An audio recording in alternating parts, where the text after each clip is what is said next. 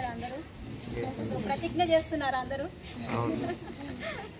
ఇప్పుడు అర్థమైందా ఎలా రెడీ చేయాలో? అడగండి. అర్థమవుతుందా ప్రాసెస్ ఏంటి? చాలా ఈజీగా ఉంది కదా. గర్ల్స్ ఎవరు మాట్లాడతలేదు, మీ వైపు చూడట్లేదు కదా. చాలా ఈజీ ప్రాసెస్ అనమాట. చిన్న పిల్లలు, మీ చెల్లెళ్ళు, తమ్ముళ్ళు, వీళ్ళు ఉన్నారు సార్, చక్కగా ఈజీగా వాళ్ళతో కూర్చొని తయారు చేసుకోవచ్చు. సో ఈసారి మీరు కంపల్సరిగా ఇంట్లో మట్టి వినాయకుడినే పెట్టండి. ఓకే, మీరు పెట్టడమే కాదు, ఇంకా మీ ఫ్రెండ్స్కి వాళ్ళందరికీ కూడా, ఇక్కడ చూడండి లేని వాళ్ళందరికీ కూడా మీరు అవేర్నెస్ పెంచాలి. మట్టి వినాయకుడినే తీసుకోవాలి. ఎందుకంటే మనకి ప్రకృతిని ఏదైతే హాని కలిగిస్తుందో వాటిని మనం కాపాడాలి. ప్రకృతి సో వాటికి హాని కలిగించే విధంగా మనం చేయాలి. బేరాలు ఆడకుండా వారు చెప్పిన ధరకు వారు కూడా సరైన ధరే చెప్తారు. కాబట్టి సరైన ధరకి మనం చెల్లించి తీసుకుంటే కనుక ఆ వైబ్రేషన్స్ కూడా ఉంటాయి.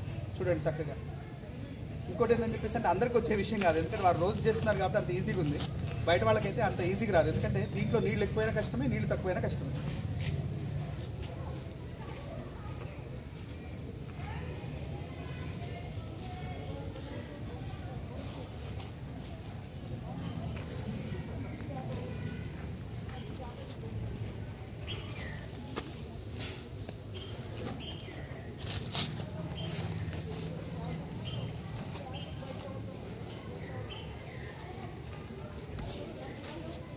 మీ అందరూ ఇప్పుడు ఎవరైనా సరే ఇంట్లో అంటే కేవలం డై లేకుండా ఇంట్లో ట్రై చేశారా వినాయక విగ్రహాన్ని తయారు చేశారా?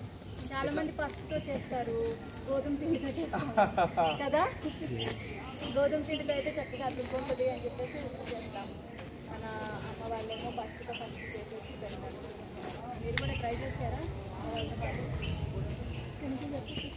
ఈసారి మట్టితో తయారు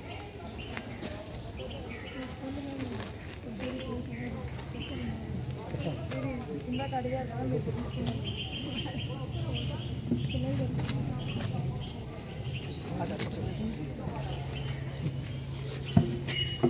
ఒక్కసారి గణపతి మహారాజ్ని మనం కొద్దిసేపట్లో బయటకు వచ్చేస్తున్నారు.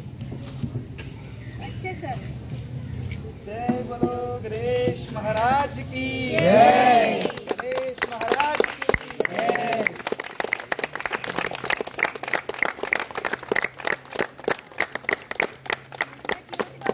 వినాయకుడు నచ్చారా? వినాయకుడు నచ్చారా? తీసుకెళ్ళిపోవాలనిపిస్తుంది కదా. సో ఏంటి అంటే ఇది ఇంకా ప్రాసెస్ అయిపోలేదు. ఈ యొక్క యాప్ ట్రై